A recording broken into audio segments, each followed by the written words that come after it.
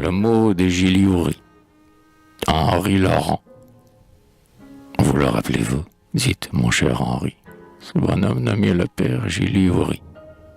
Non pas tel que je l'ai mis dans un de mes drames, mais tel qu'il était, tel que nous le rencontrâmes, au Croisic, ou, pour dire à sa guise, au Croisy.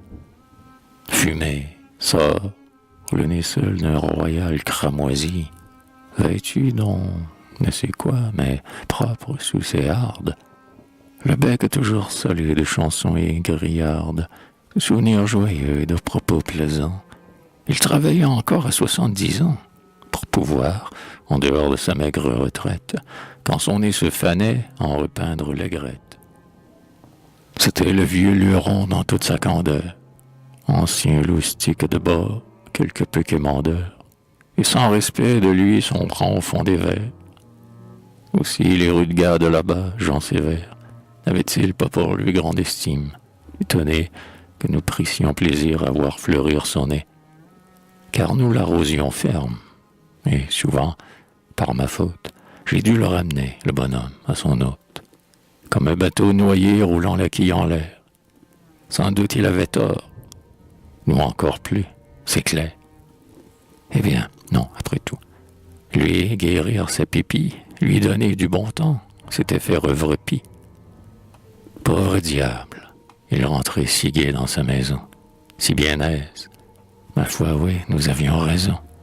Et d'ailleurs, nous étions ses obligés, je pense. On lui payait son dû de lui garnir la panse. Pour quelques coups de vin, quelques mauvais repas, en échange et content, que ne donnait-il pas?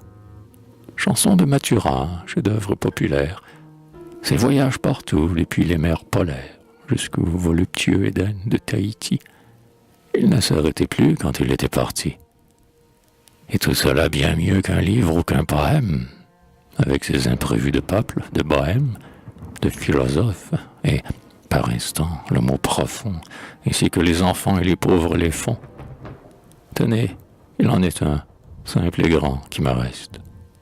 Peut-être est-ce la voix, le regard et le geste qui me firent alors en être tout frappé.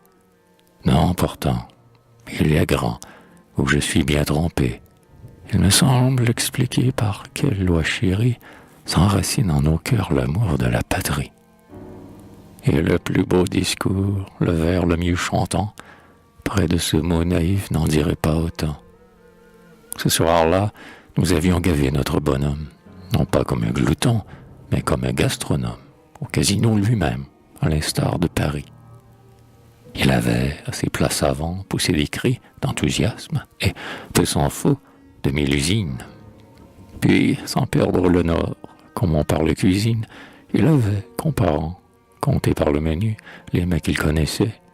Il en avait connu de singuliers, ayant une fois fait ribote sur un radeau perdu d'une tige de botte. Mais il avait aussi des souvenirs meilleurs, ayant mangé de tout, partout et même ailleurs. Car il disait, j'ai vu, moi, les 4 hémisphères. Eh bien, tout compte fait, qu'est-ce que tu préfères? Lui demandai-je. Quel est le plat super fin dont tu voudrais avoir tous les jours à ta faim? Tous les jours? Le meilleur. Diable, bouche bée.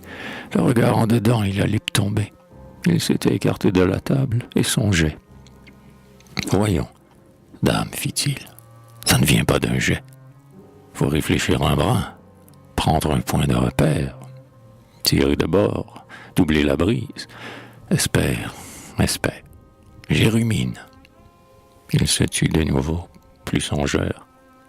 À son franc travail montait une rougeur. Il y mettait vraiment toute sa conscience et murmurait de temps à autre « Patience ». Enfin il se leva, puis croisant ses bras courts, gravement, comme s'il allait faire un discours. « Tu dis bien, n'est-ce pas, la meilleure pâture? La meilleure, au passé, au présent, au futur? » Ouais.